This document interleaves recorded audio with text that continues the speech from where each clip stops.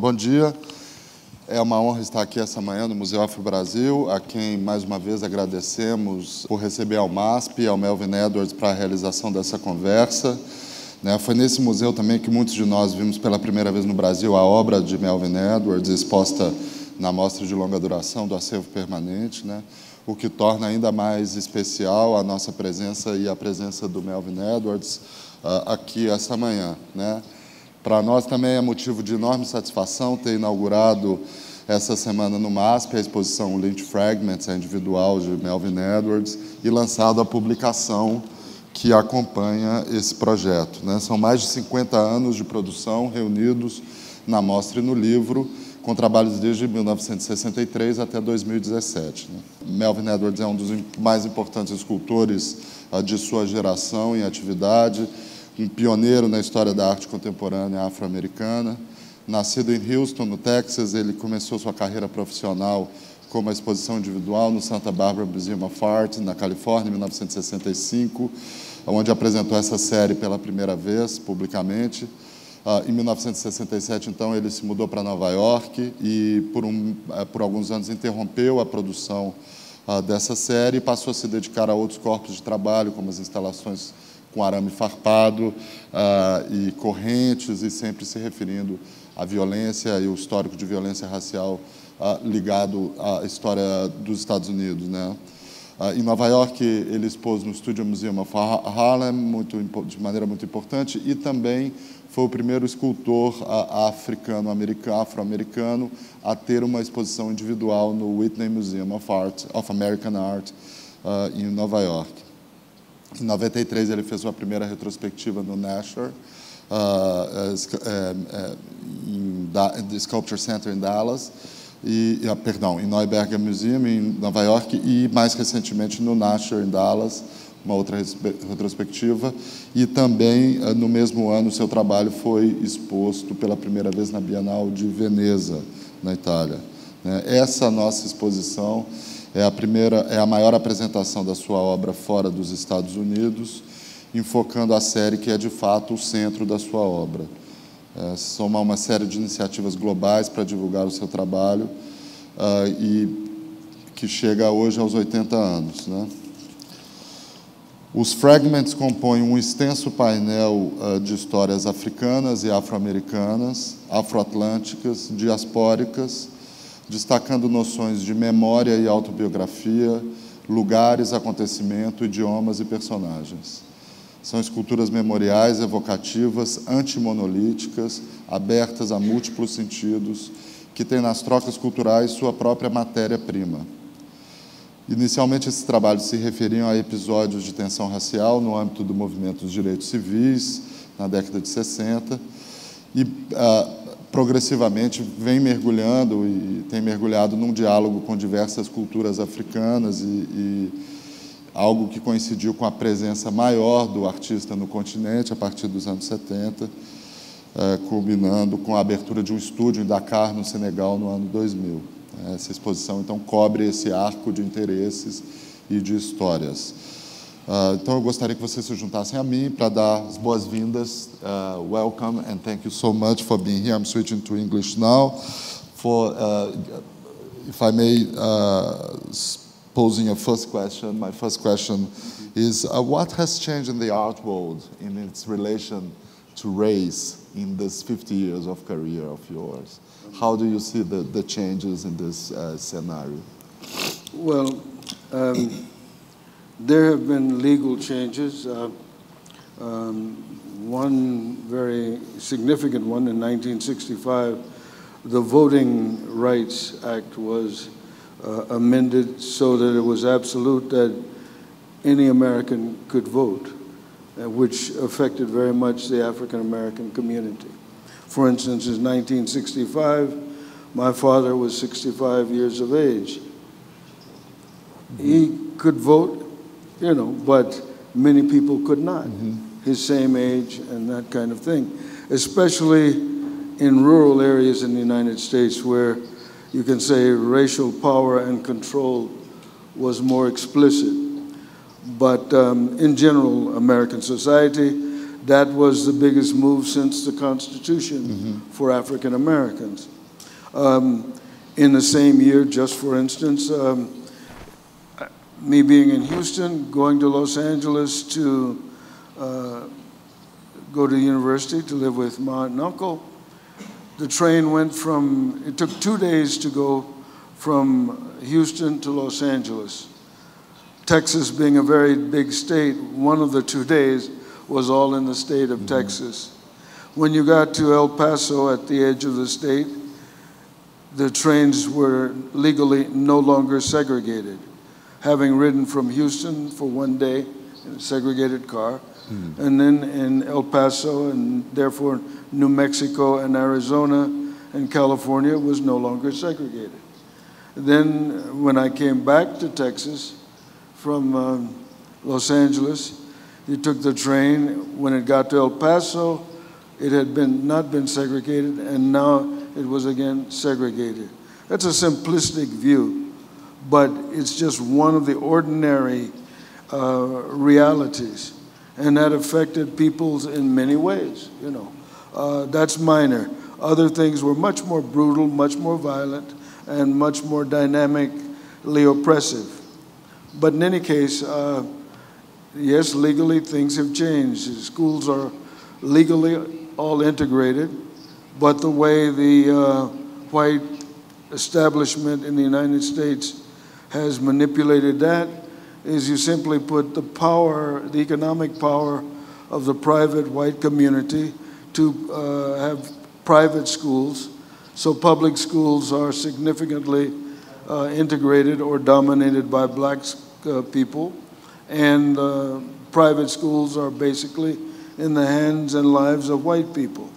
And that puts an elite advantage so that universities like Harvard, Yale, etc., they wouldn't say they're segregated, but by political and financial dynamics, they are, you know. So in other words, the dynamics are not necessarily just legalities, but human manipulations, you know. After all, society is something created by human beings. So whatever any society is in the world, whatever your societies is in Brazil, human beings have made it what, you know, it is. If it's China, human beings make it what it is. It doesn't matter. But discussing the United States, my generation, and my father's generation, or the generation of my children and grandchildren, you can see a great historical movement, you know. And that movement is connected to things that have happened in Africa, because in that, say, by 1965, in much of Africa, countries became countries, not colonies. You know, from, say, Ghana in 1956 to Nigeria. And I went to a big party in Los Angeles in 1964 celebrating the independence of Kenya, you know, and Tanzania. So these things are connected. What has that to do with art and aesthetics? Well, artists that I met in Nigeria, they were very optimistic in the 60s and 70s because they knew they had the chance to regenerate and create new culture, you know. And so these things go together. And that happens both individually with my expression through sculpture, through the Lynch fragments, and the public scale works that I've made. I would hope that I'm contributing to the change that betters human society, you know. I like to, in shortcut of language, say the Lynch fragments are personal direct commentaries, and the large public works are, if you will, public declarations and hopefully expressing the possibility and the practicality of making something new that can involve us all. You know.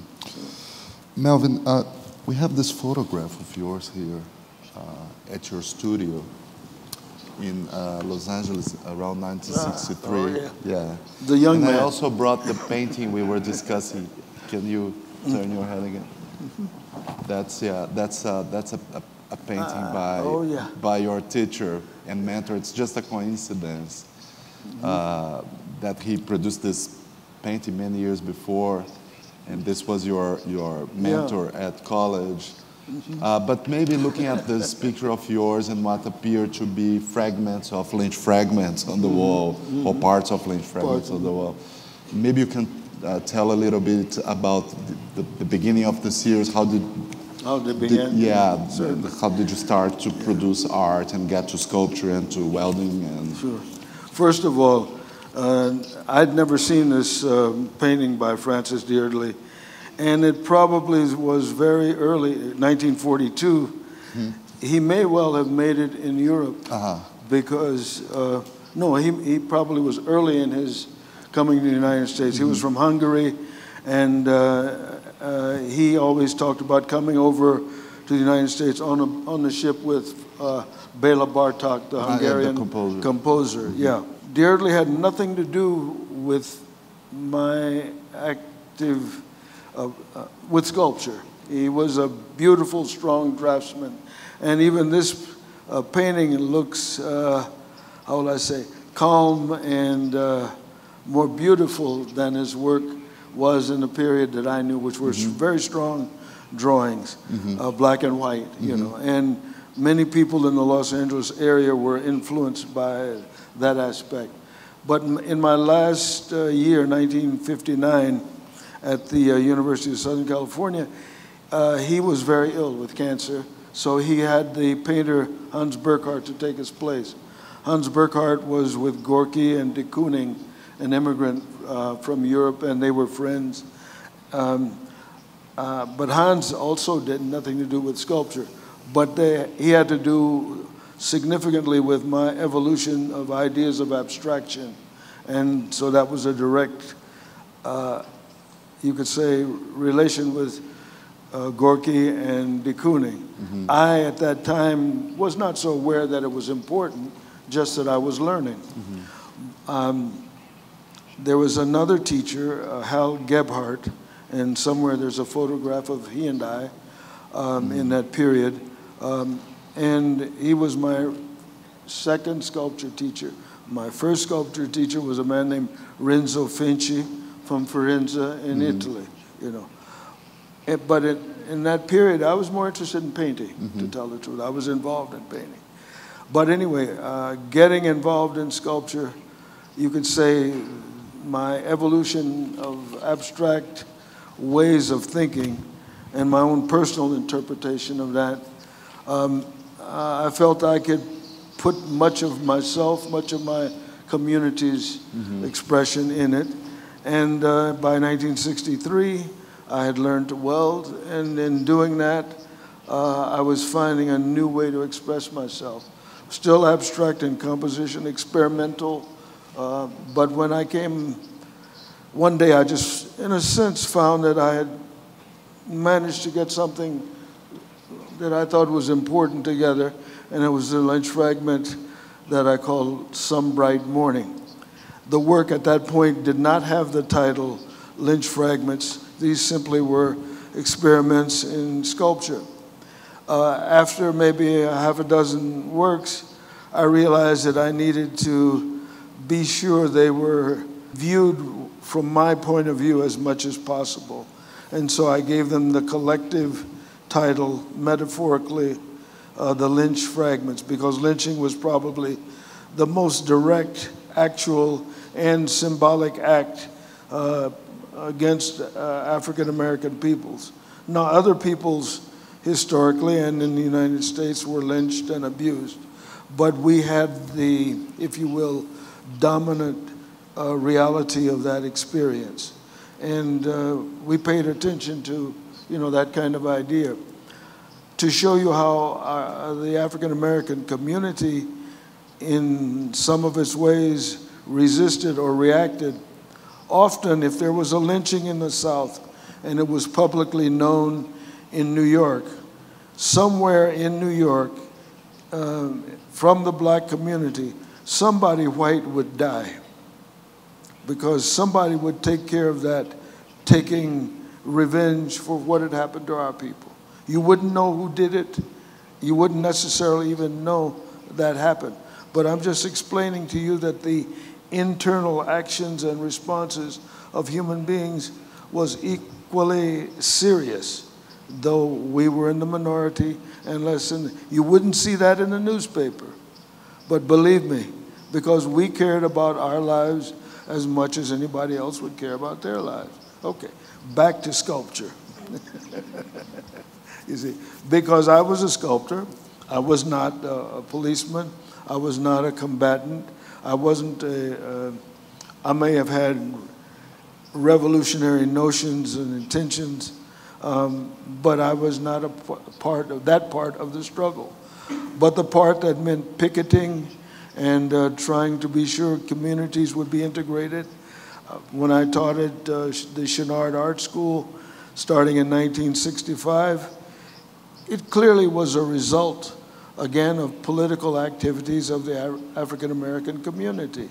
I just had that one-man show at the Santa Barbara Museum. Mm-hmm. The Watts Rebellion took place August, September, in that same year. And 2 weeks later, I was offered 2 university teaching positions in one day, you know. And that didn't happen. There were no African American teachers in the art schools in Los Angeles then, you know, and not many in New York or any other place. So the environment has all of these realities. Meanwhile, I'm a sculptor, I'm an artist, I have my little garage-sized studio, and I'm thinking and working, you know. When you refer to music, the very strong experimental approaches to music by John Coltrane, by Ornette Coleman, by Charles Mingus, you know, all of those things were aesthetic references. Mm-hmm. To be as dynamic in visual art as those persons were in the world of music was very important to me. And you'll find any number of African-American creative peoples of all styles being influenced by those. Absolutely, but just before, a little bit before we move into musical references, which I think are very solid for your thinking and art making, I wanted to ask you to have a look at this picture of the Santa Barbara show, where we see some of the wall reliefs that, as you know, as you just explained to us, are now known as the Lynch fragments, but also this sculpture, channel, So perhaps you can tell. If you go back to the previous one, I'll show you. Yeah. See, hanging on the right, this is Chano a year before the other. Yeah. You know, always within my work, composition and change. The reason this one is suspended from the corner is of the concept of suspension. Other people will you know, I've got works called lynch fragments. It's hanging, so it must have to do with the lynching. It really wasn't so. It was the word chain and the word Chano. Chano Pozo was a great Cuban percussionist who was responsible for bringing the Afro-Cuban musical influence into jazz. He and Dizzy Gillespie were great collaborators. Yeah. There's a statement in a book saying, quoting Chano in his not so fluent English, he said, Chano no piki angle, dihi no piki pani, both piki Africa. You follow? Yeah. In other words, he was saying, in communication, we may be limited verbally, but in terms of music, the African aspect connected them. Common ground. You know, Absolutely. And actually, when he died, it turned out there was a relative of his whose name was Chino Pozo. So I was playing with the word. So so the work is Chino. Why it's suspended in a frame the second time? This way is because that work was shown at the Los Angeles County Museum. And, you know, museums are precious about their architecture. That museum was very new. And so it sort of forced me or encouraged me to deal with another way of presenting, but the various suspended works, and there were about at least a half a dozen of them over a 3-year period, were meant to be different in each environmental situation that they might find themselves. So the chains or the rods that connected them, I might make other connectors or use the space differently. And the idea of multiple ways of composing, through suspension and connection. Yeah. So we see on the back wall, we see, I think it's Some Bright Morning on the left. No. No? Oh, well, far on the left, left, on the wall. Yes, it is. Yeah. And one of the first discs and there. The next Lynch fragment, I think, is His and Hers. His and Hers, and then there's Ace or Afrophoenix to the right. The circular one in the center on the wall is called Double Chain. Yeah. I know because it's in the collection of the Long Beach Museum. Yeah. I think the one in the center is Another, I think is the title of it. I'm not absolutely sure because... But maybe I brought a few pictures of fragments that are in our show at MASP. So maybe you can say just a few words about their making and their meaning and their titles. This one is called His because as far as title, it referenced the fact that in lynching, often men were castrated and they took away his reproductive parts.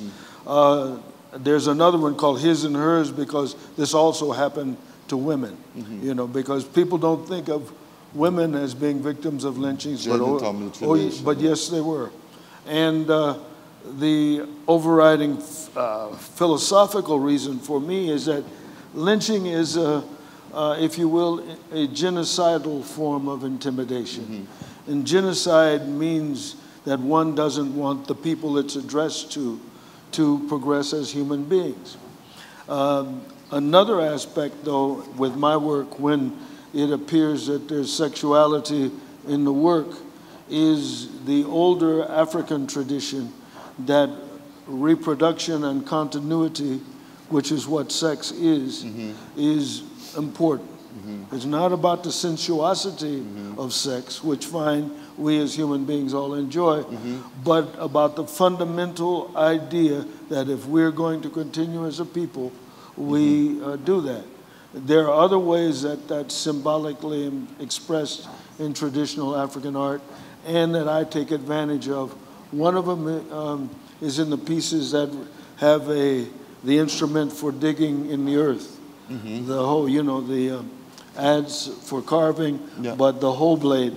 And one has that whole blade in it, and I bought it when I was working in Zimbabwe because it was a manufactured version of what traditionally was given to women at the time of marriage. It was both economic but symbolic of the responsibility agricultural of making token of prosperity. More than actual, because they didn't use dollar bills or things like that.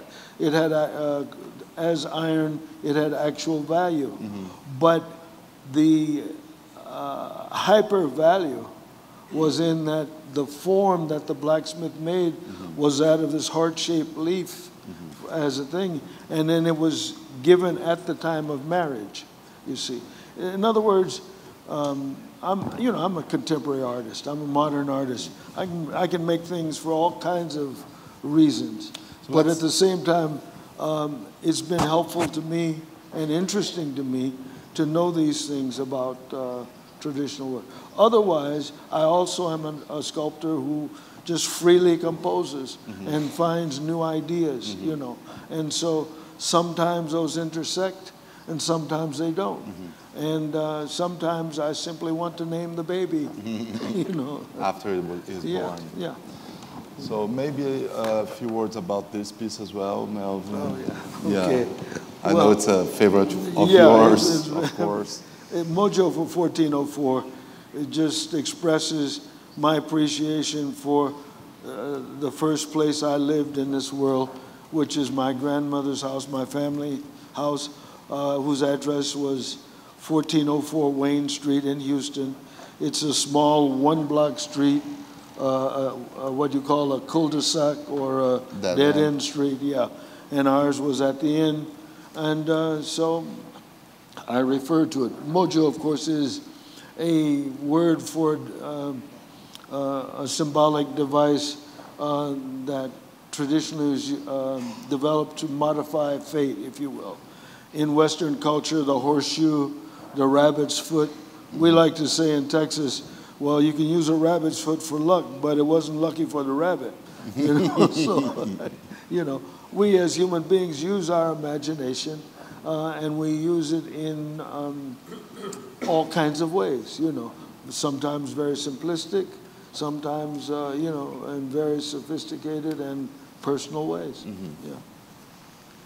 So this is a little break from the fragments, and because I know in early '67 you moved to New York, and that's an installation view of the Whitney show. So maybe you can, I mean, did you stop the welding because of practical reasons when you moved to New York?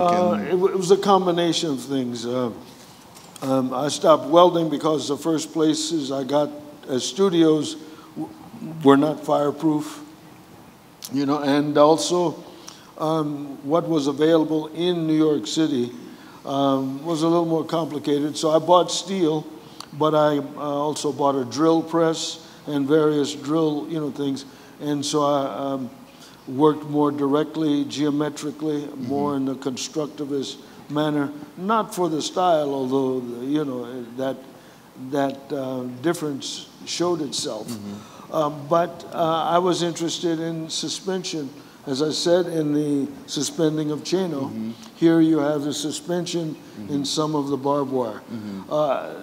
The barbed wire was first shown actually at the Studio Museum in Harlem in half a year before the exhibition at the Whitney, but not the piece Cheno.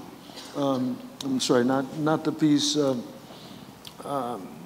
the barbed wire curtain for William and Peter. Yeah. That one was shown first in October of '69. The Pyramid Up, Pyramid Down was shown in '69, but in June at the Studio Museum in Harlem.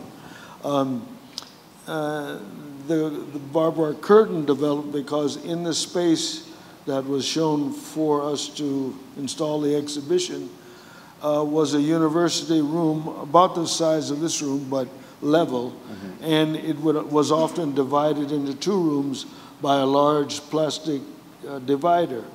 They had eliminated that to make it an exhibition space. But the indications and some of the structure was there in the ceiling, and when I saw the space, I had a curtain idea, so I used that 40-foot length to install barbed wire hanging with chain at the bottom. The curator or director of the museum, Lawrence Alloway, when he saw how it really was going to be as I was installing, he protested because he said, you make it impossible for people to go from one side of the room to the other to see the paintings. Yeah. He says, and anyway, you got your chain, you got your barbed wire, your symbol is there. And I said, Lawrence, it's not symbolic. And he said, what do you mean? I said, well, you just think. He went away and he came back in half an hour with an apology. You know, he says, oh, you really mean it's a dividing form, you know, in space. In other words, it's three-dimensional. The other thing that I knew, and he should have known, but didn't, was there was a door on this side and a door on that side. All you do is walk around the corner. You know, get the other door. Yeah, you know, it wasn't no more than walking around this column here in this room. But anyway, and you know, I mean, we ultimately agreed to agree. Yeah. You know, and no, I think it's fantastic how this works. They have this connection to the body, both body of works, because also the fragments, when you were talking about his, but you know, several works, there is always this idea of an organism between machine and the human body, that it's a strong reference. I think much of 20th But then these works, they really appeal to the body of the viewer, and they are physical objects in space and physical happenings in space.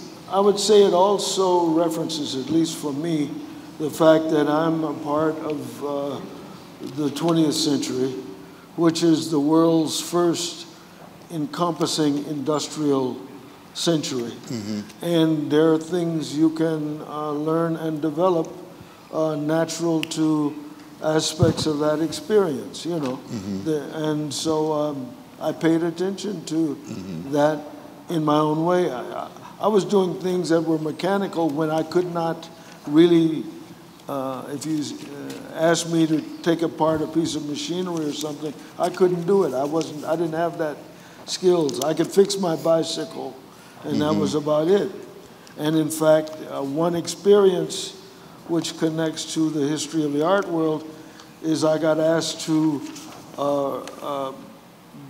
make functional the work of Jacques Tingley, the kinetic Swiss sculptor, because he had left some work in Los Angeles, and it needed to be prepared for seeing. And my neighbor asked me to take care of that.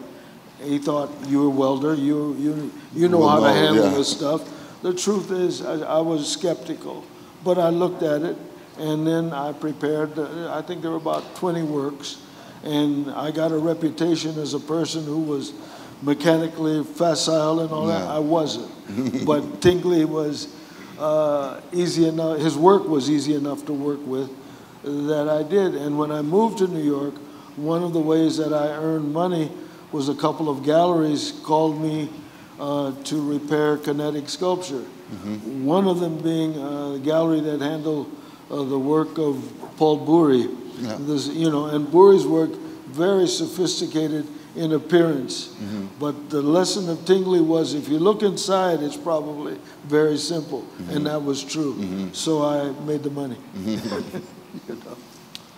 So Melvin, I want to ask you now to do another detour and maybe talk about your growing relation with Africa, because in the early 70s, that's when you started to go to Africa on trips. And that's, I believe, when you started to absorb more direct references to African languages and cultures. Oh, yeah. Oh, so maybe you can just, this is, for instance, Muturi Knows and Igun Hammer. Muturi is one of the and Gangula, 3 works that refer to the blacksmithing process. Muturi Knows, that title came because in 1980, my work was shown in Kenya and in Zambia. And when I was in Kenya, one of my requests to my host was I'd like to meet with traditional blacksmiths. And they took me to a man who was in a section of Nairobi called Mbulbul, which was an area of hills. But in any case, I had a wonderful meeting with him that day.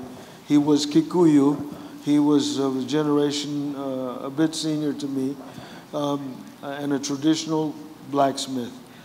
In their region, they often made bells for cows because cattle is important. And evidently, they made bells so sophisticated that they knew what cow's bell they heard ringing in the distance or in the night.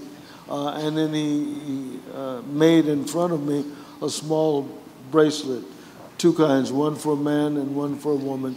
They were basically simply twisted steel. He didn't twist it, but the one for a male had a little extension twist to it so that it projected a little.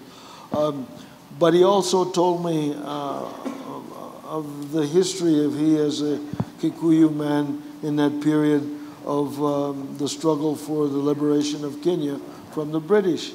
And everybody supported Mau Mau, though they didn't say it. The propaganda in the West was Mau Mau are evil and this and that and kill a lot of people, which they did in their struggle. But he said at night, he had this little thing, bag, no bigger than this bag that I have here. In fact, he had in it 2 pieces of steel, one with a flattened head, that was his anvil, and the other just a bar of steel, and that was his hammer, and then a few pieces of steel. And he would go someplace in the night, make a little fire, get it hot enough to heat steel, and forge some small object, usually a small weapon or a spear blade, that kind of thing. And in fact, he gave me a spear blade that he said was from his old days, and it's in my studio now, as a matter of fact. And the wood, I had to take the blades off of the wood to get it in my suitcase, and these are short spears, not long things, because they're really for close encounter fighting, more for stabbing than for throwing or something like that.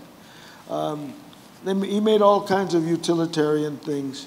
My response to him was to give him some money so he could buy him and the other old men some beer, you know. So, you know. But every place I have gone in Africa through the years, once I'd understood from information in my own family that there was family history of a traditional African blacksmith brought to the United States as a young adult slave who did metal work on the plantation. The family was in Alabama. He had an extra long life. He lived to be 106 years of age.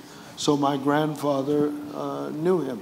I knew nothing of that story until well into my own work. In the mid-'70s, my mother and a granduncle got the story to me. So ever since, every place I go, since we didn't know what place he was from or what people, I collected the word for blacksmith. So that's why Muturi is there. Or one of the works made in Zimbabwe is Mija, you know. That's Igun. Igun. Well, Igun is the street of Igun Ironwo in Benin City in Nigeria, which is both blacksmiths and bronze casters. Ironwo refers to the bronze aspect, and Igun, well, that's Ogun. You know, they said it's plural. You know, I'm not sure linguistically, but it fit that way. You know. And Ngangula. Ngangula is from Congo. There was the word from the Kikongo language. There was a poet I met in Paris from Congo Brazzaville named Soni Labu Tansi.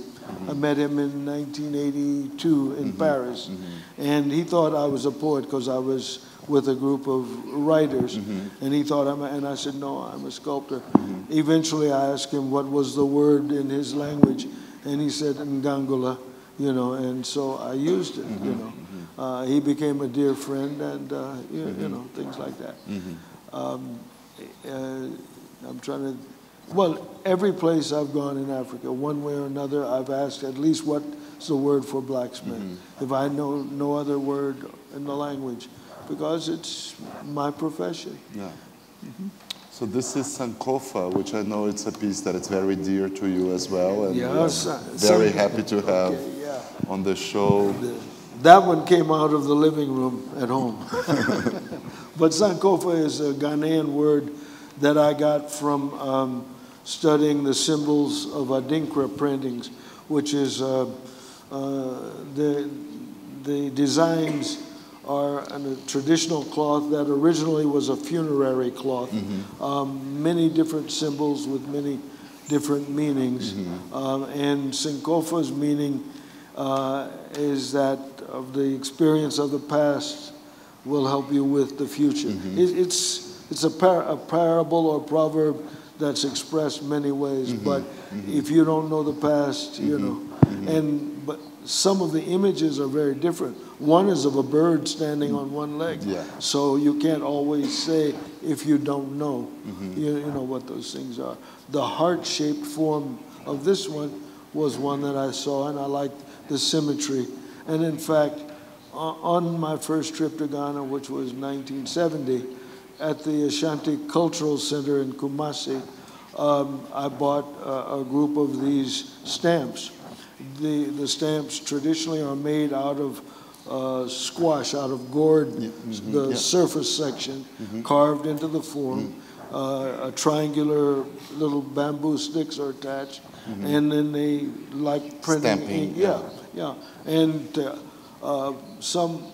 they're done in many colors, but the traditional one, most traditional ones are deep red, and sometimes those have no stamps on them at all because they're funerary. They will be either black or red, or some will be black on black, or the black stamp on red. And then others that are more celebratory, but the same images, but a beautiful white cloth. And if you've ever worn about 8 yards of white cloth wrapped over your body and one shoulder exposed and it's all dinkra, you're quite a walking something, Anyway, it can go a lot of ways. Yeah, there's one thing I wanted to ask in this regard, which is very often the fragments, they are referred to as having a strong link with African traditional sculpture. People refer to masks because of the head reference, Right. but also there's the rapport with assemblage sculpture, the tradition that would come from Picasso and Gonzalez, that it's rooted also in African traditional sculpture because of the use of assemblage and not the more, let's say, traditional techniques of sculpture. Of course, like carving or and molding. And so I wanted to ask you about this. How comfortable will you feel with these references? Are they? Well, because I never see you referring directly to this. I see you referring to several traditions and techniques and cultures, like the blacksmithing, but specifically to this. By the time you get to the middle of the 20th century, which is when my education started, television, I used to say to my students when they argue with me, you have to listen to me because I'm 10 years older than TV. And they say, well, there never was a time there wasn't television. Well, there was, and we listened to the radio. We learned through that. And what I mean by that sense is the 20th century pretty much showed, if you understood art and modern art and the changes, you could invent any kind of combination of processes from anywhere on earth and put them together as your own system, The main thing was not what it came from, but what you did with it. Does what you come up with become something visually and dynamically vital and express in the directions you choose? It doesn't have to fit anything of the past, but just by nature's reality, you will use some aspect of the past. I don't have any problem with other people's thinking. They're going to have to deal with that. This stuff is my game. I put it together my way. As far as the reference of African mask, the limitation I think that people really give themselves, which puts them at a disadvantage, is if you say African sculpture, fine. If you think African sculpture is only masks, you evidently don't have eyes, because African sculpture is complicated and of many kinds and many ways. Because I hang the lynch fragments at eye level, I've never imitated or needed to imitate a mask. But I can draw a head, or, I'm a very good draftsman, if you will, when I want to apply myself that way. But that's just not necessary. There's too many other ways.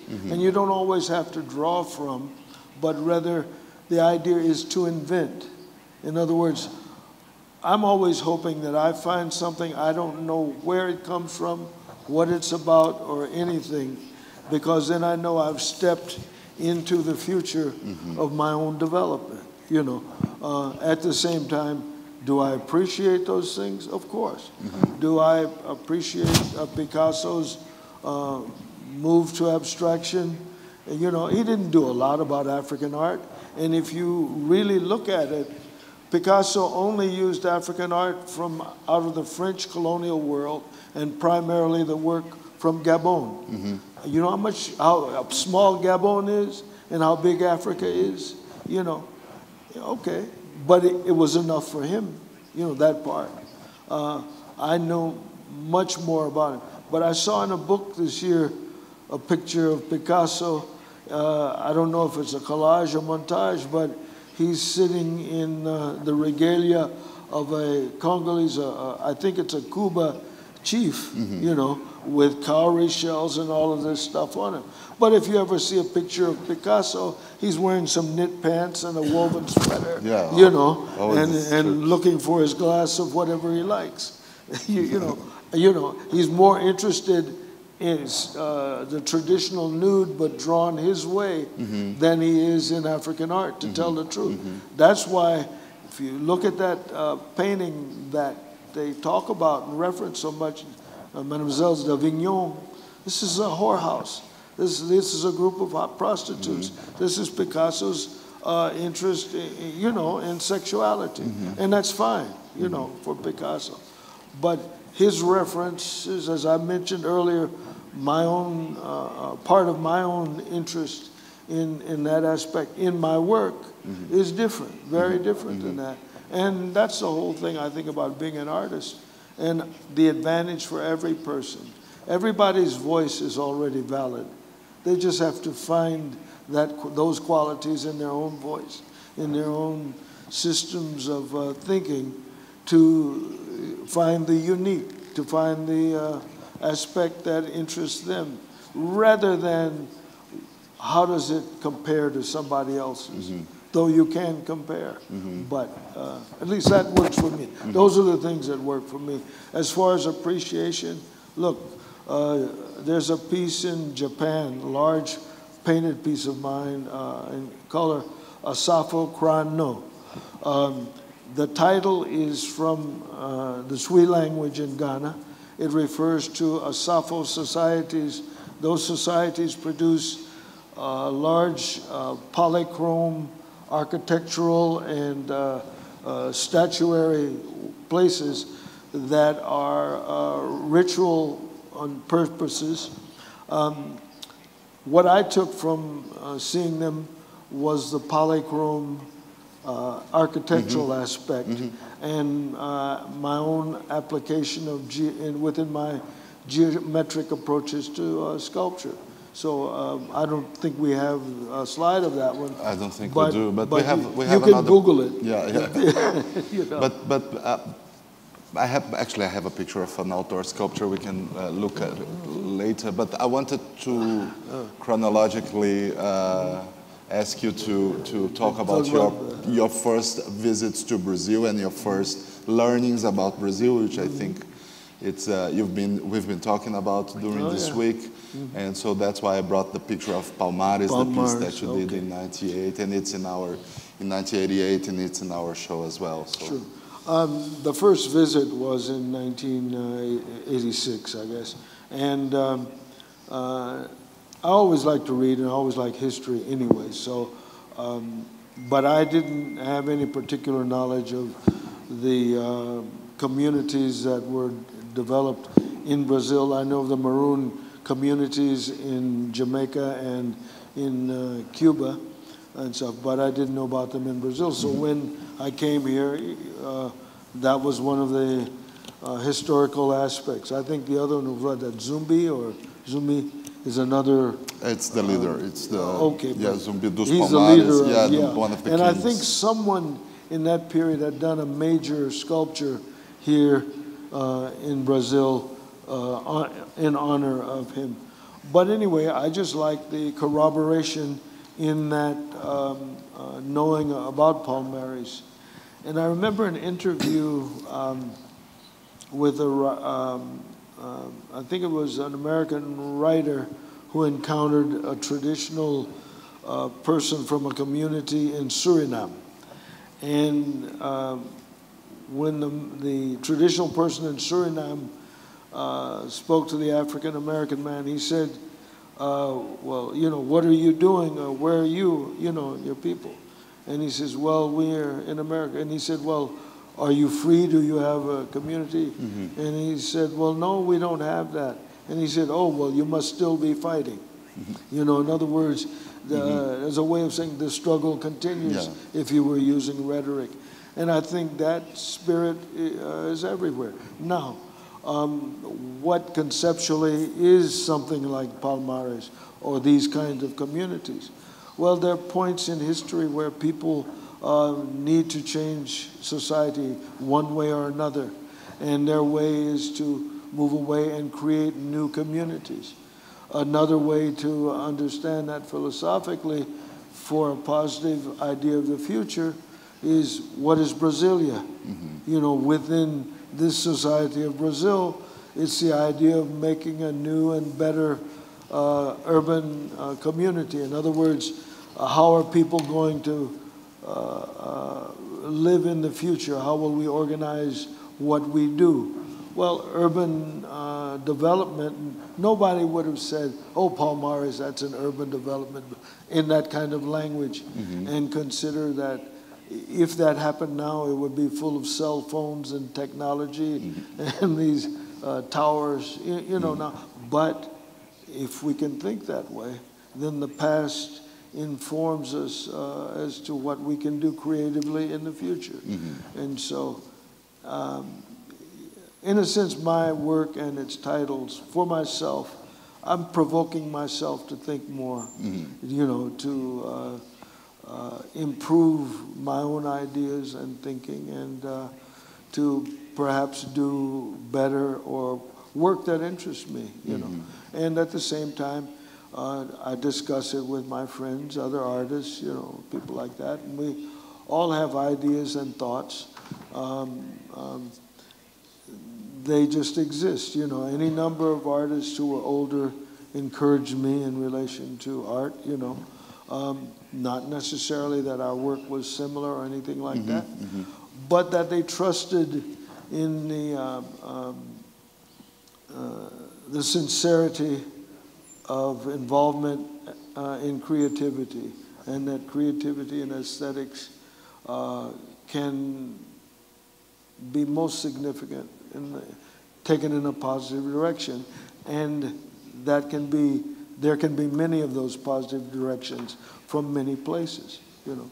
People express fine in Portuguese, they express fine in English, they express fine, you know, in Shui language, you know, Wolof, well, in in relation to that, Melvin, I would like to ask you about also in relation to your present experience with Brazil showing at MASP. I know you've seen part of the exhibition that is taking place at the museum's other galleries now, called Histórias Afro-Atlânticas, and also at Instituto Tomei Otaki.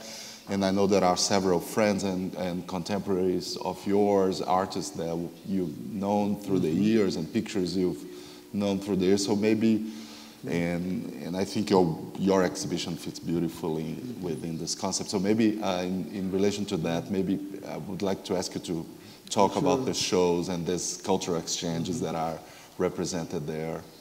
Well, really, when I arrived and saw it, it was a wonderful surprise, I'll be frank with you. Of course, I appreciate that my work was being treated so beautifully and all that.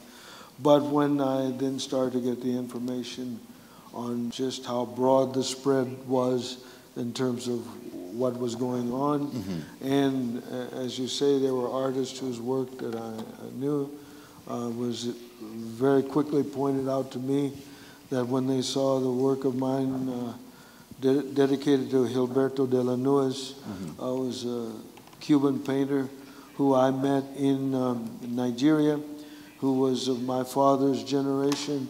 And after I met him in '77 and then went to Cuba, he introduced me to many people, and he, yeah, that's right. I thought you were going to show his. Well, this I don't have, I'm afraid. All I can say is when I called him in Havana and explained that from Vedado Hotel that I was there, he said, come over. And I didn't know Spanish very well at that time. I know it better now, but so we took a taxi to his house, and it was in the upstairs section, so I went to be sure, and I called up and said I was, and his wife, Yolanda, yelled down, "Sube, sube." Sube. I didn't know what sube meant. Come on. I know, yeah, but I didn't know. But I presumed that's what she meant because the smile was there, the inviting thing. And we went up and, how can I say this? Well, I can't. I'm holding myself because I could cry on that one, to tell the truth. That was a wonderful corroboration of friendship and from a generation and a man who, you could say on one level he was an ordinary worker, in automobile technology, stuff like that, who wanted to be a painter as a young man, but his family didn't have the money.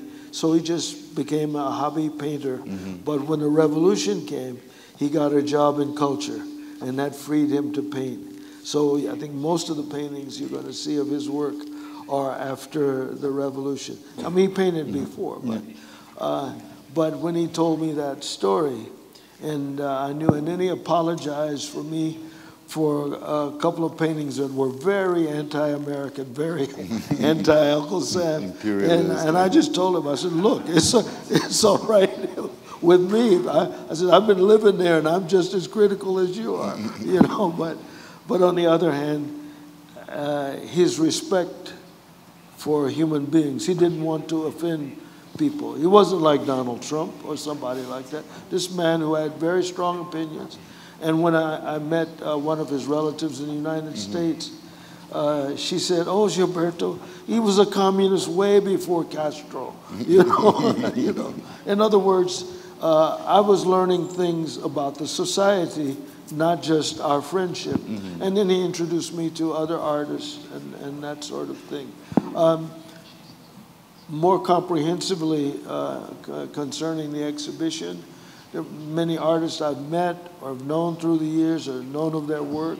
When I was in Brazil before, there were people. And one man who you saw, he came up to me and they said, "Oh, this is Janilson."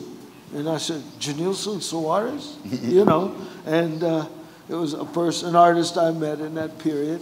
And of course, Emmanuel Araújo, who's here at the museum, we met at Festac at the same thing. And then, of course, through the years, he came to the United States, and I know much more. And then he, in the organization of a similar exhibition, not to this scale, but in Valencia, and I think it's 2005 or 7, I forget the year. I think it's 7. Yeah, but he invited me in my work, and the Lynch fragments in particular. And so I boxed them up and sent them here to him. And then I decided I'd better go see this exhibition, and so I went and was in Valencia for a week. And his organization of work from Haiti, from, various parts of the Americas, of course from Brazil. And there were, I think, 3 men who were traditional Native Americans from here in Brazil. And they still traditionally wore their, painted face kind of things. So we were walking around Valencia together. I didn't have any face paint, but I was a center of attraction just because I was with them, And all I can say is the variety presented, and then you get here now a much more expanded, exhibition focused on art, related to the world, this new world, I guess people could say. And I just think it's a wonderful thing. It's a good example. There are collective exhibitions, it seems, that are happening in various parts of the world. This one is a very good example, for others to emulate or at least do variants of, because when I showed, my work went to Japan. It's permanent there in Japan. It won the grand prize at the Fuji-Sankei Biennale, but all the sculptors were from all around the world. And here at the Utsukushigahara Open Air Museum is 25 years of sculpture from artists all around the world. So I met artists from everywhere. And in fact, there were a couple from Brazil, a man named Toyota, who you say is exhibiting here in Sao Paulo now. And the international interrelatedness, you know, and concern for each other.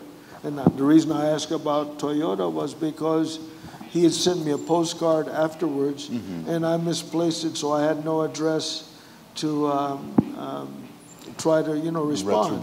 You know, so I'm happy, you know, people are continuing.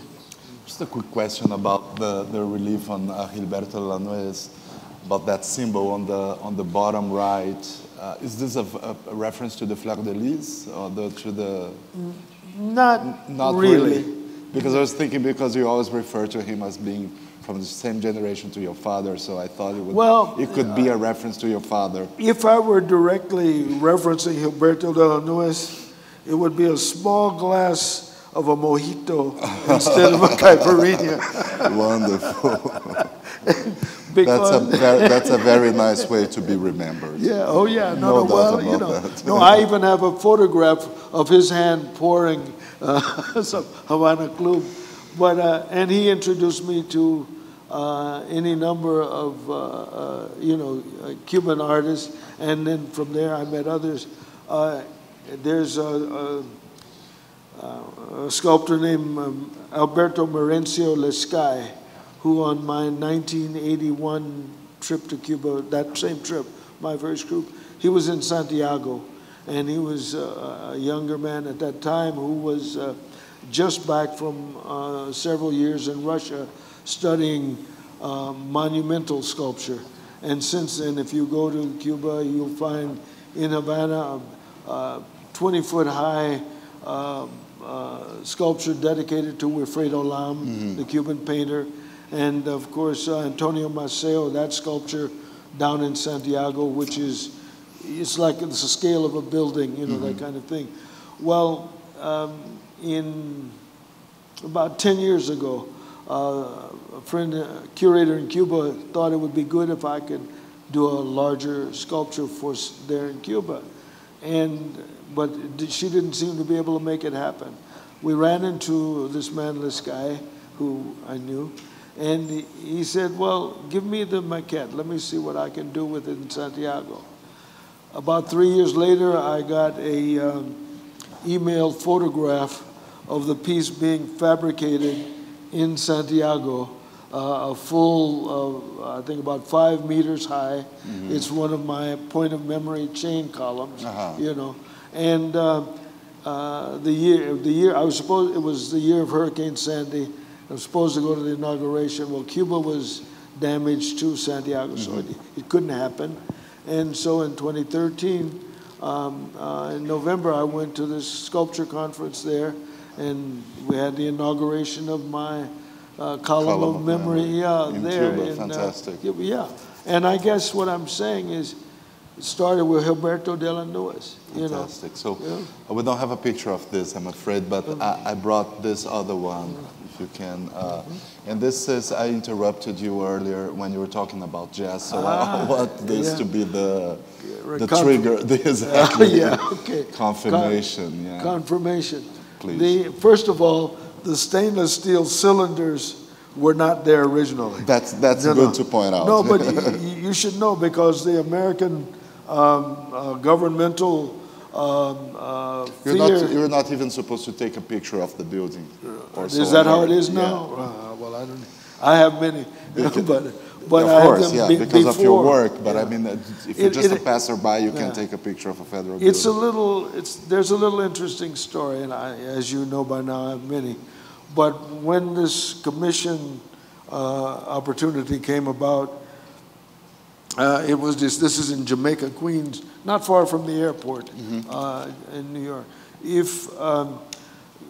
That they wanted more African-American participation in public art than had been. So they eventually commissioned me, Jacob Lawrence, Romer Bearden, and a couple of others. I can't remember exactly who.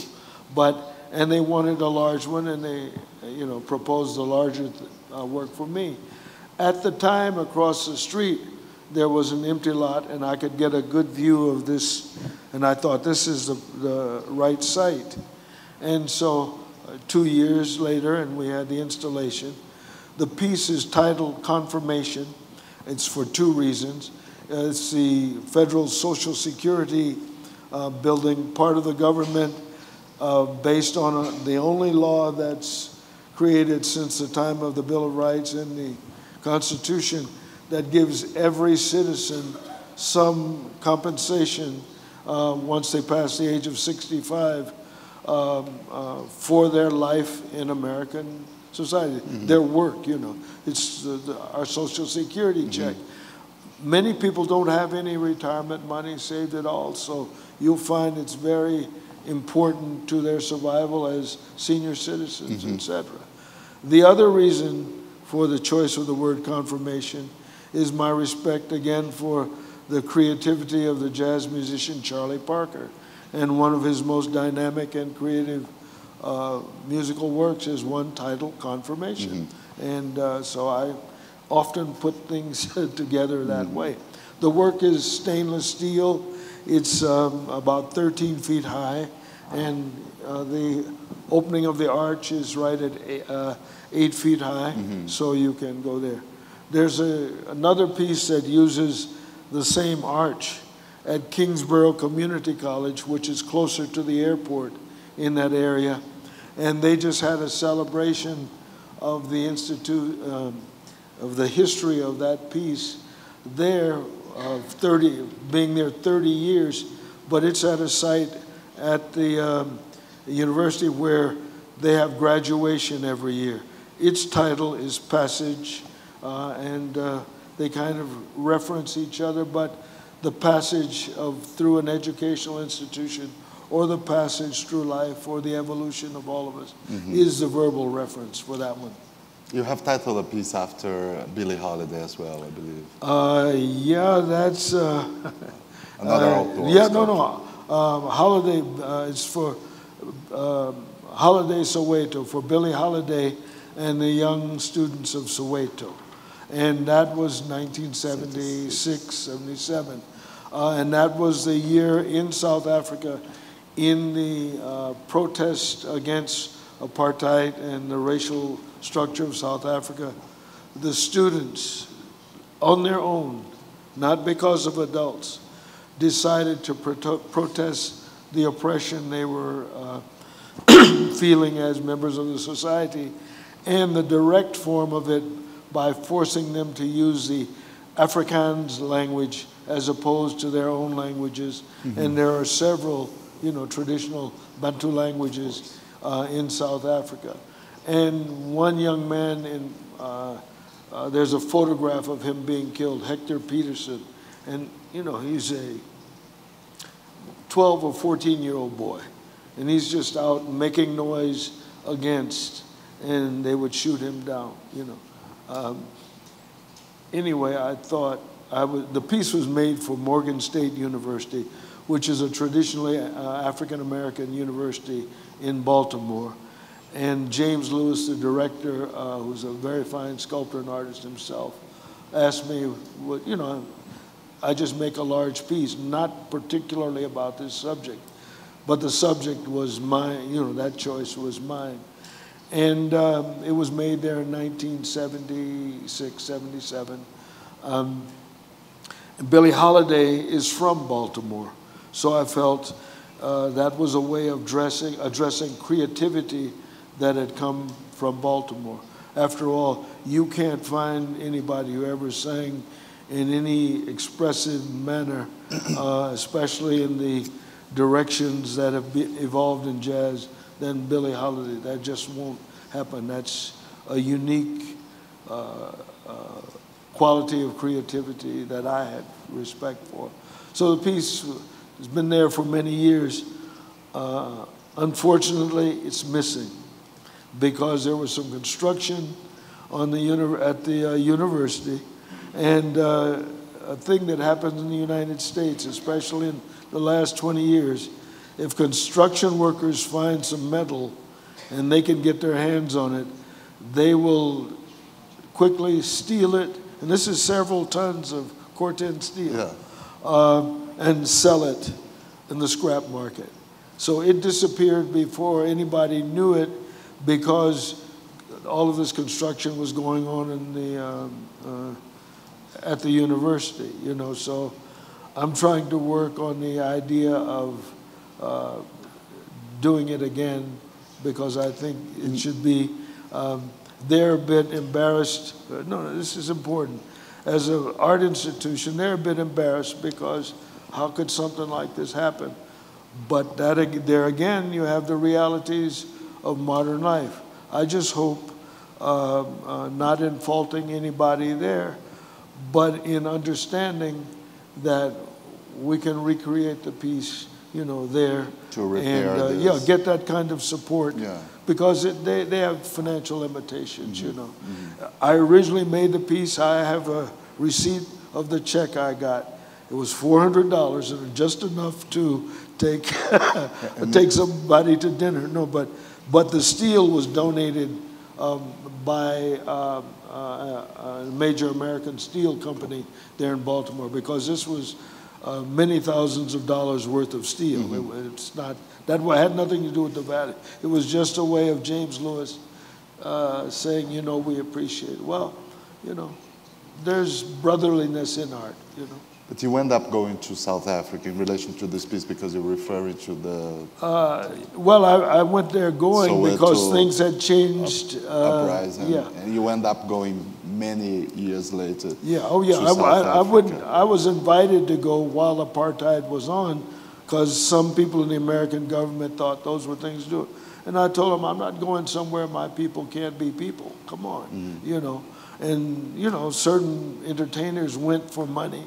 You know, we stopped Muhammad Ali from going because his financial money people, they had worked it out that it'd pay a lot of money because it would validate them if he went. And he to tell the truth about he was very good and positive in most ways, but the finances were going to make it happen. But there were organizations of us which were from the creative community, which made them know that he shouldn't do it. It would cost him too much in reputation image damage, to do that. Yeah, you know.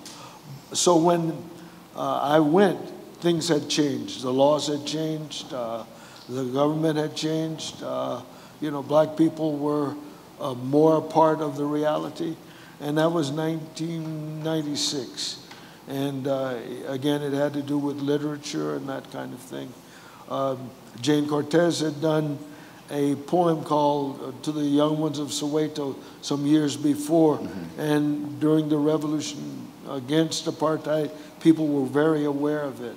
And before Mandela was released, she'd done a word and music poem called Mandela is Coming, meaning he's coming out and things will change. Yeah. So anyway, her musical group and her poetry were hosted there, and I went. 2 years ago, the present cultural part of the government invited her son and me to Johannesburg to celebrate her contribution. And for our community of Afro-American creative people in particular, that was important to recognize, because we know how much we participated and hosted people and artists, like the sculptor Dumile Feni, who's represented here, and he was there in exile, you know. All of these things, if the conversation is going in a very convoluted manner, it's because that's the way reality has progressed, you know. And for me, out of all of it is, okay, now we can continue and be more creative for the future, you know. So the things that have been struggles that have improved life, I hope the other things that we as human beings need to change, we will work on them and change them. And believe me, the African Atlantic reality, the whole world's United Nations, UNESCO, all of those concepts if they can be developed to higher levels, we'll all be better as human beings, or at least the young ones who, will see it. If I can be hopeful, that way. Otherwise, I'm going to the studio, and me and the steel and welding torch and the fire. I guess I'm going to try to be expressive in Portuguese. The only problem I will provide for people is somebody will say, Botafogo. I don't know if that's symbolic enough, but I hope the fire that I'm working with is positive. Yeah. So before you wrap up and get picture, just a final question, and then we get questions from the audience. Just want you to mention Dakar, and how did this come about? I mean, you've been going to all places in Africa. How did you choose Dakar to establish a studio in 2000? Right. And how did that impact your work lately? Two things. The painter Suleiman Keita was a friend of mine. We met each other in the 70s. There was an exhibition of his work in New York, and I went to the opening, and we became friends. Then, while I had been in the airport in Senegal, I had never really visited the country. So in '81, we went to really see Senegal, and I knew of people from there. That had been. I had met President Senghor, and a couple of other people in the political world and literary world. Anyway. We were thinking, often in the United States, African Americans will say, well, back to Africa, we want to go, or this or that. But nobody goes. People take trips, they may visit, that kind of thing. We said, well, wait a minute, let's see if we can do something. Keita and I had promised if we ever made any money, we would do something together. So, but we decided Ghana, being English-speaking, would be easier. Yeah. And and we knew of examples that were successful in that respect. Took a trip, stopped in Dakar on the way, and then went on to Ghana, looked around and, saw some possibilities, but made no decisions. Came back through Dakar, and Suleiman said, wait a minute, we promised to do something. And he was teasing and laughing. He said, but he was he had started a agricultural project just outside of Dakar, and was 7 hectares of land, and the people from the local village were doing the farming, and there were 7 hectares more available, and he smiled, and that was for me, us, and it was economically feasible, so we did it. Unfortunately, after about 5 or 6 years, and we did fine. I built a house there, so I could say, well, for the first time in 200 years, my family has built a home in Africa.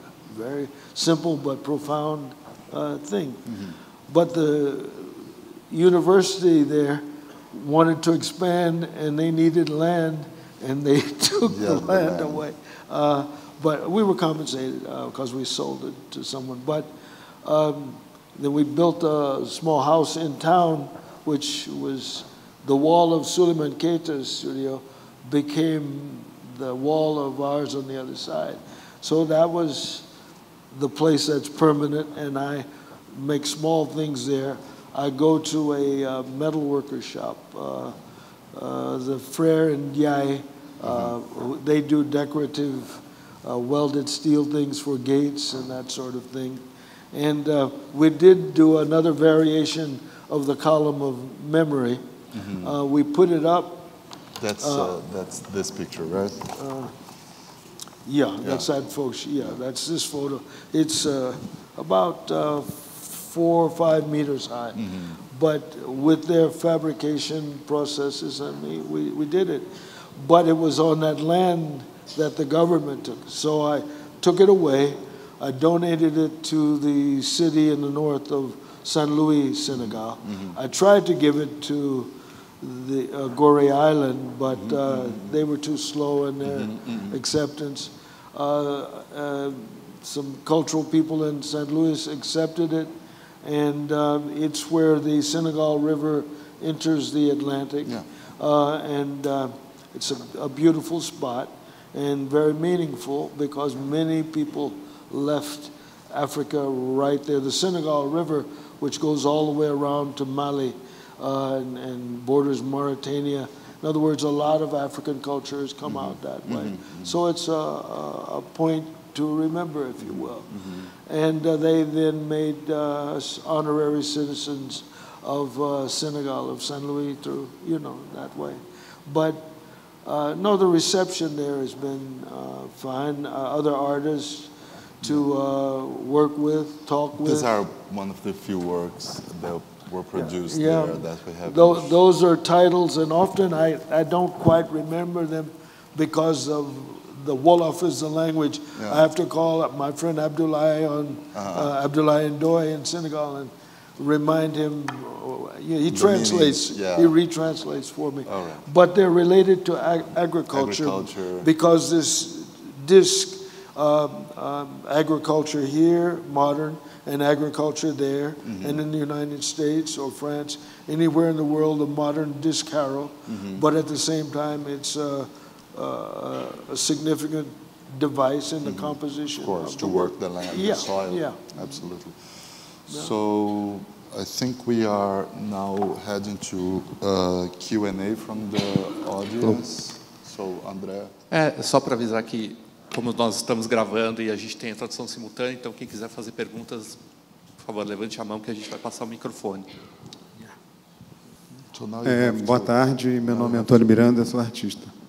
É uma curiosidade. Eu gostaria de saber, quando você esteve em Nova York, assim quando você chegou em Nova York, a sua obra sofreu alguma repressão, o seu trabalho, e você como artista, como era a ligação com esses grupos em que você defendia, de uma certa forma, através do seu trabalho.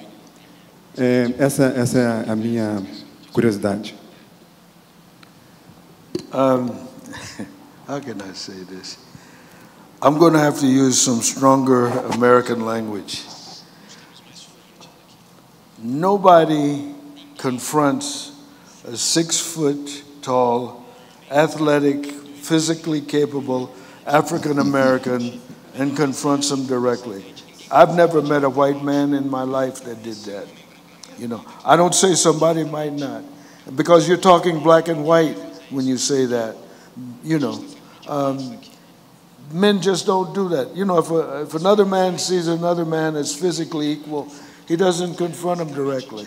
As far as other kinds of oppression, well, that's happening to our people all the time. And I don't pay any more attention. Art is just another part of life in that respect.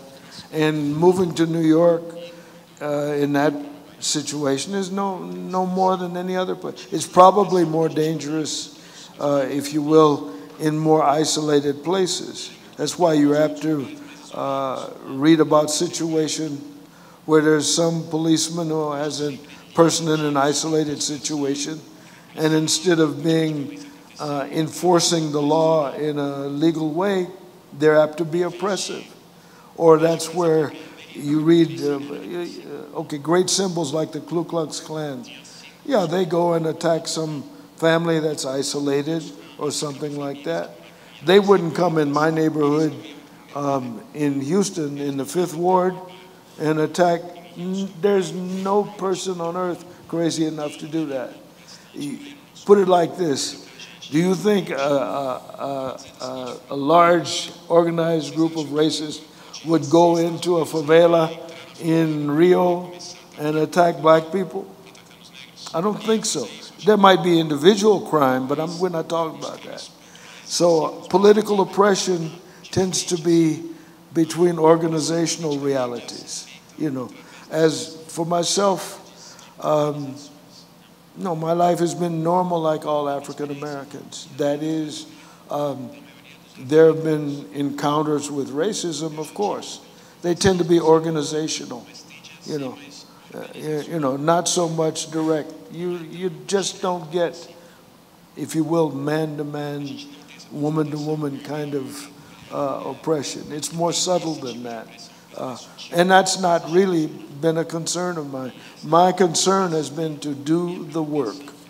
That's the most important thing I can do, as far as I'm concerned. Thank you. Boa tarde, né, já. Meu nome é Sandra. Eu queria ouvir o senhor falar um pouco, se possível, sobre a sua experiência na Bienal de Veneza em 2015.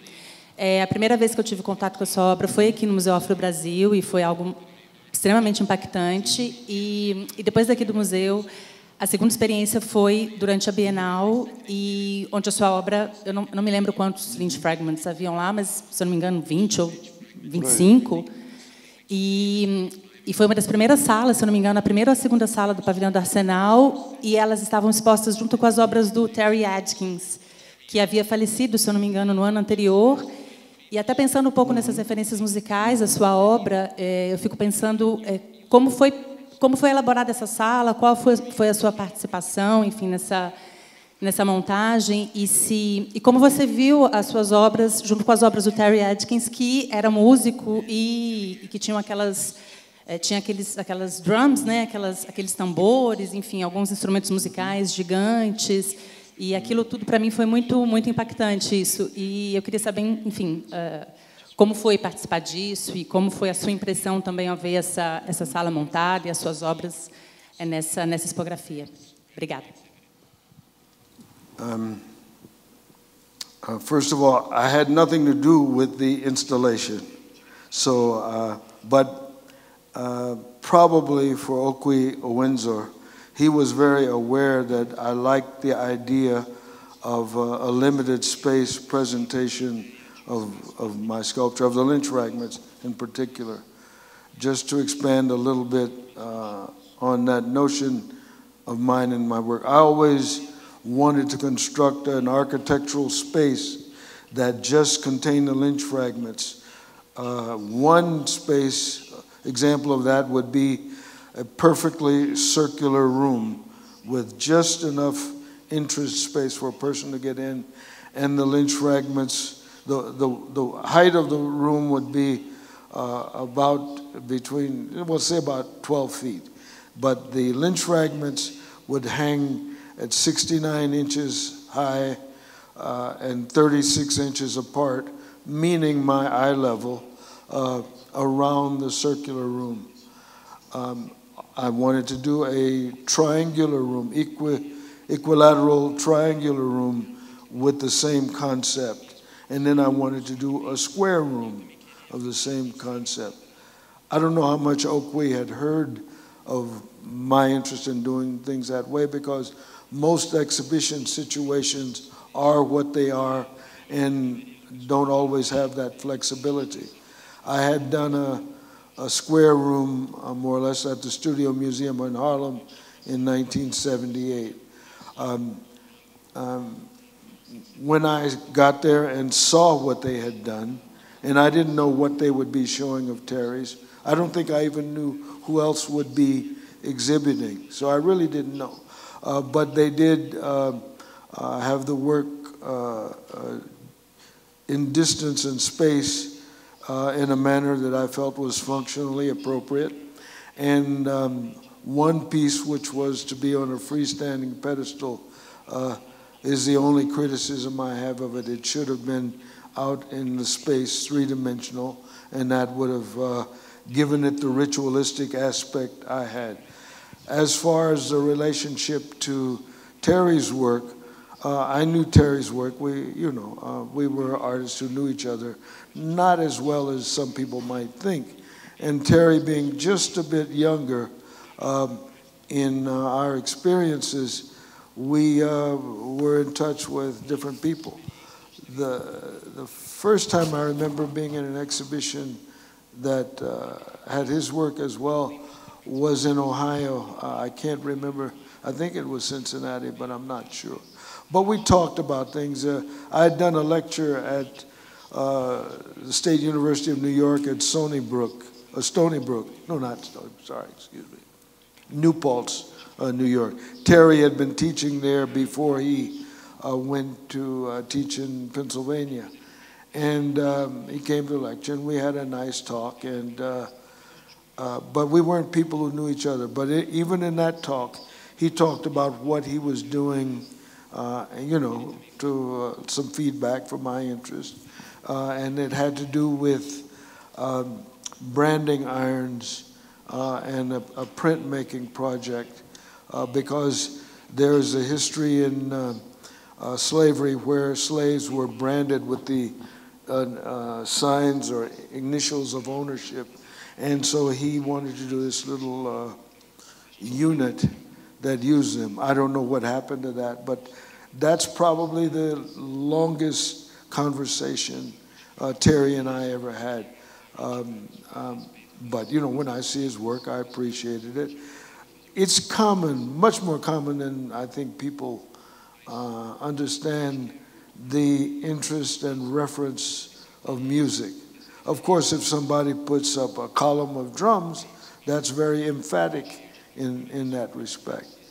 But there's a piece of mine that the gallery, Alexander Gray, has in it, that I took the rim of the, you know, steel rim of a tire automobile and welded strips of steel across, and you can beat on it like it's a balafon or xylophone, and the tones are, and it's called Homage to the Music and the Musicians.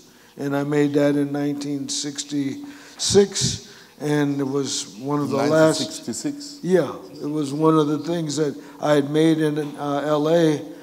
It was a kind of conglomeration of musical. But is it tempered? You can really play 12 tones, or? It's my temper. Okay, all right. Me and the you can get different sounds, okay, different all parts. Right, I got no, you. but it's probably I don't know this piece, so I got curious. No, it's more than you know, because it being the form, primary form being a circle. Each strip is therefore a little shorter as it moves toward the center. So it does, I guess you'd call it tempered, you know, in the sound it goes ding, ding, dong, dong, dong, you know, yeah, something like that. But and the other parts of it also make sound. And it's not the first piece. There's one, again, of the suspended pieces like the one called Cheno, which was called My Bell and One Thing. The My Bell title refers to my aunt, because her name was Modi Bell, you know. But it was, again, a bell form constructed of pre-existing things. It didn't exist as a bell, you know. And then the other aspects of the sculpture are, you know, three-dimensionally abstract and go off in space. And in the other piece with the tonal strips, there's a cylindrical section which has just a hole in the top. That cylindrical section's top comes from one of the cultivator discs, but it's about 2/3 of it.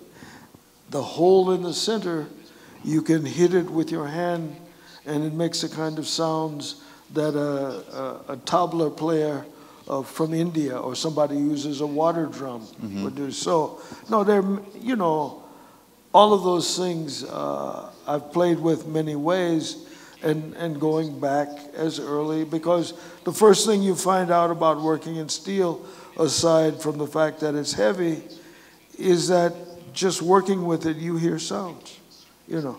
And that's my own logic that began. I was always interested in. Well, there's even the steel drum. But that's, and of course that's from, no, but there's another one. I started in 1966, and this is again in Los Angeles. And I told you about the Tingley Project. Yeah. Well, the money I got from the Tingley Project, I bought the smallest tape recorder of the time. It's pre-transistor, so it's about this big. I would make sound tapes of all kinds of things, you know, in the environment, off the radio, cut them up, splice them, and re-splice them together, so this abstract sound structure was created.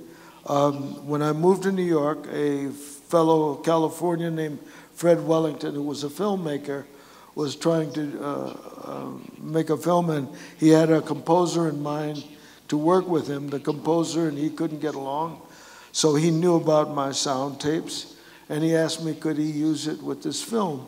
The film was titled Judy, and it was of a woman walking through the abandoned streets of New York in a very lonely, moody, kind of environment. And he used one of my sound tapes for it. It won a prize for documentary film at the Trieste Film Festival in about 1971 or somewhere in there. So my own interest in sound, had not to do with Venice, but it had its own long-term history, and it's not dead, actually. But I'm glad that you asked that question. Venice was a very happy and important event for me. I had a very good time, there. Was the Guggenheim Museum there, I had the advantage of Diala with me there because she speaks fluent Italian, so I wouldn't order the wrong thing to eat or other things like that. And it was a very enjoyable event. Is all I can say. Again, minor reference, and this won't take long. In my house in Houston used to be a little print on the wall of somebody's little view of one of the steps over, in Venice, as you go over each canal. There's a little painting of that. I don't know who painted it. It was not a very good print, but it was there all the time. I mean, the Rialto Bridge. Yeah, one of those. Yeah, one of those. I don't know which. Otherwise, Venice was always, a significant reference in art history and in painting. A painter friend, more important to other artists in Los Angeles, named Richard Rubin. He would go to Venice every summer and paint. He was an abstract painter, very celebrated, one of the original people in the Ferris Gallery in Los Angeles. And the War Babies artists, that if you know that photo, they had all been students of his. Mm-hmm. I didn't go to Chenard, I didn't know them. I knew the photograph. Ronald Miyashiro was my good friend, and Ed Burrell as well, but Miyashiro more. But he would go every year to Venice and paint in the summer. In fact, he died the last summer he went there and painted in Venice, and he was quite, Venice has been a symbolic place in the world of art for centuries, and in modern art, it's significant, and so I'm happy to be a part of it. If I can grumble in public since I'm here, I've never been in the São Paulo Biennale, But that's not a criticism. Let's hope we can fix that. The Biennale here has been very important for many people. And the painter was very important to me. I know his work was here many years ago, and that's the painter Norman Lewis.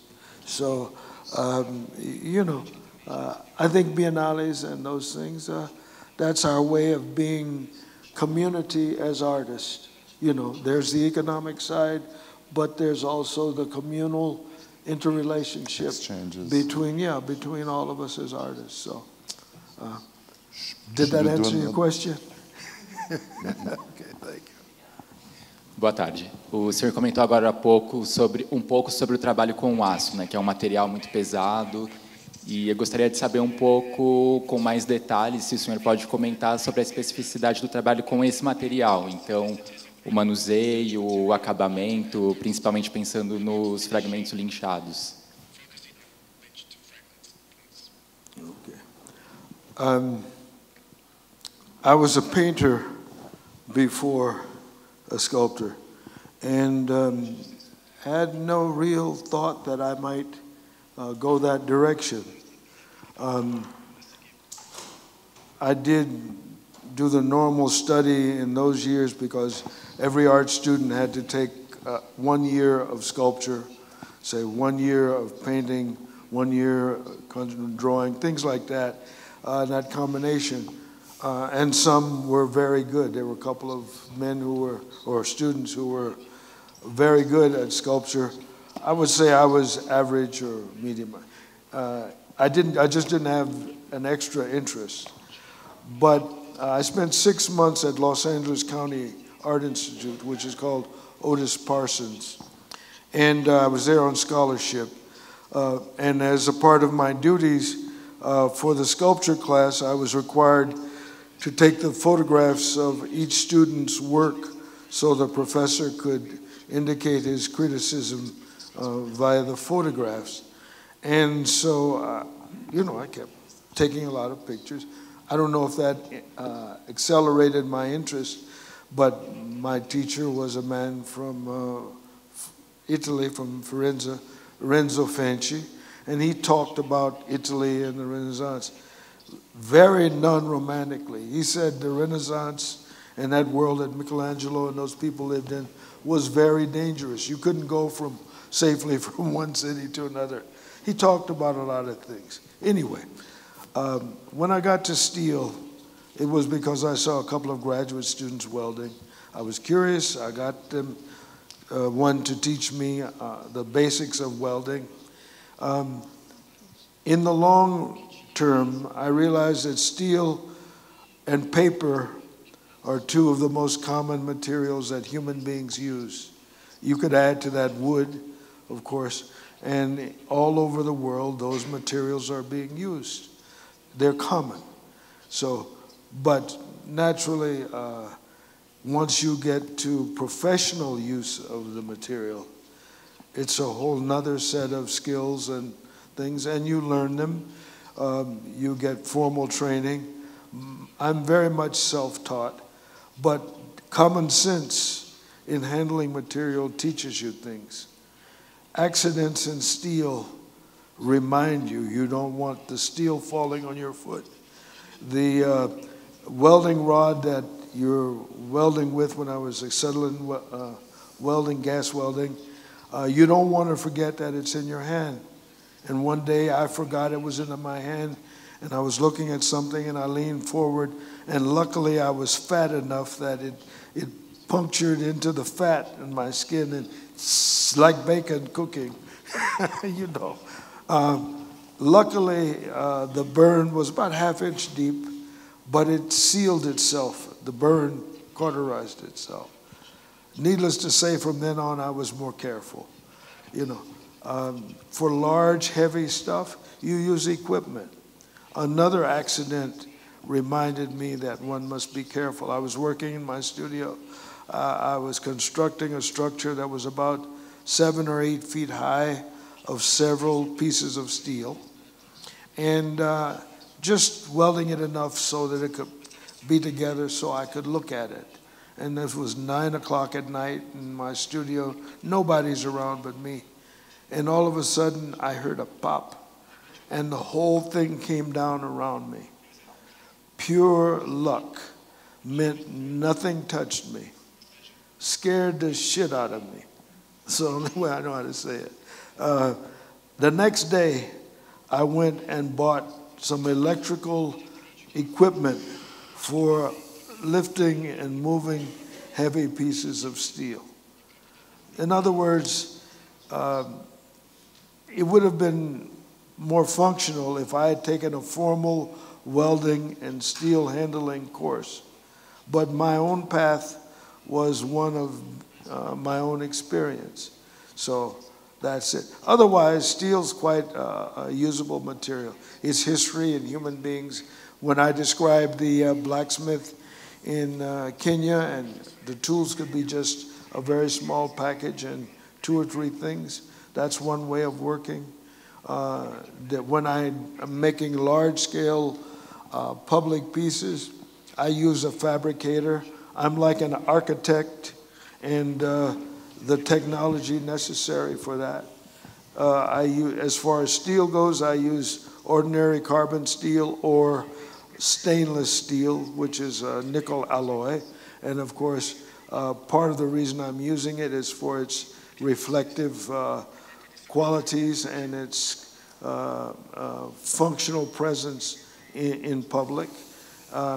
You know, you make choices for the reasons that your work demands, what you're trying to do. With the lynch fragments, I don't pay a lot of attention to the finish because the natural way I work, which occasionally you have to use oil to cool or lubricate, and so that oil may do things. Some artists will use the black smoke from gas welding and use that as a pigment and mix it with varnish and things like that. There are many things that artists do.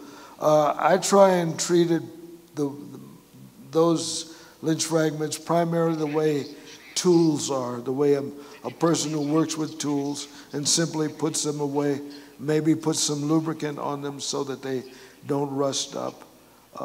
That's kind of my natural approach. Of course, with steel, some areas, because of the shape or form, will be more shiny just naturally, you know. But for me, it's so much a part of the process, you can say, I don't have to think of it. I guess it's like you get up in the morning, you wash your face, you shave, you know, and you don't use expensive aftershave, but alcohol and something, and I should look pretty good. So I'd say with the sculpture, it should be functional. But if somebody's going to keep the work for a long term, given that dust or things may accumulate, my recommendation is you take one of the commercial lubricants like WD-40, spray it, clean the piece, wipe it clean, and put it there. But museums, they may sometimes do things I don't know that they do, but they seem to approximate what I do. Então, com essa, nós encerramos, né, nossa conversa hoje. Gostaria muito de agradecer a presença de cada um e cada uma de vocês hoje aqui essa manhã, mais uma vez ao Museu Afro, por nos receber. E especialmente, thank you so much, Melvin. That was really wonderful. Thank you, everybody.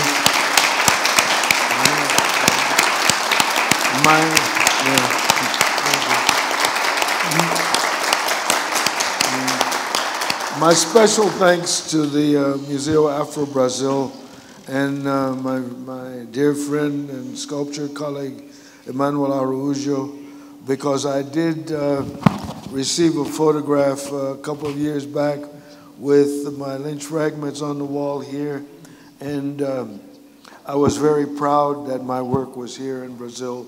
So, Emmanuel, muito obrigado.